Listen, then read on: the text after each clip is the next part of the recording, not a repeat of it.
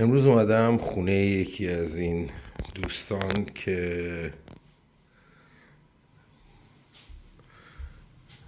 خودش گفتش که توی فیلم نباشه، نمیخواست، ولی خونه جالبی داره.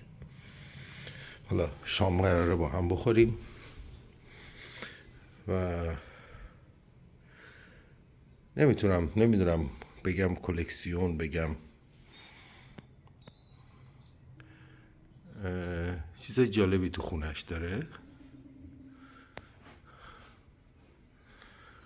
یه چیزی اینجا بود، من فکر کنم یادم رفت. نه،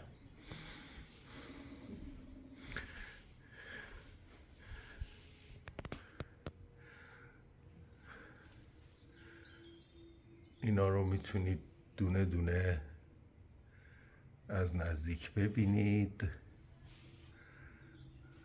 و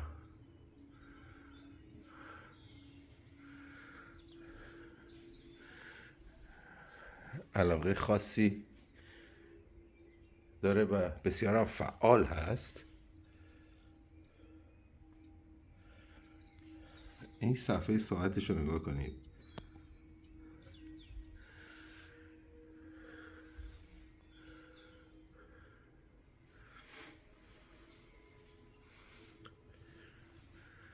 این یکی از دیوارا.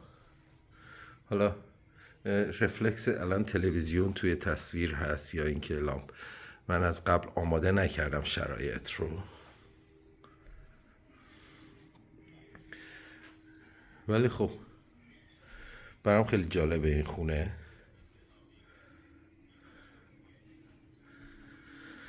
و هر وقت که میام اینجا اینا کلی برام جلب توجه میکنه. امروز بهش گفتم که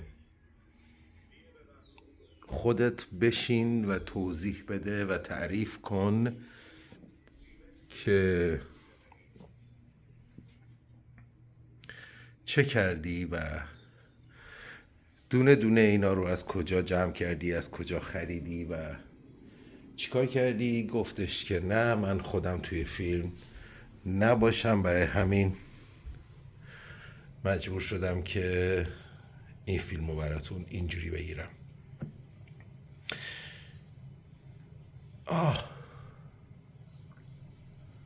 به امید آزادی، به امید پیروزی، پاینده ایران، جاوید شاه.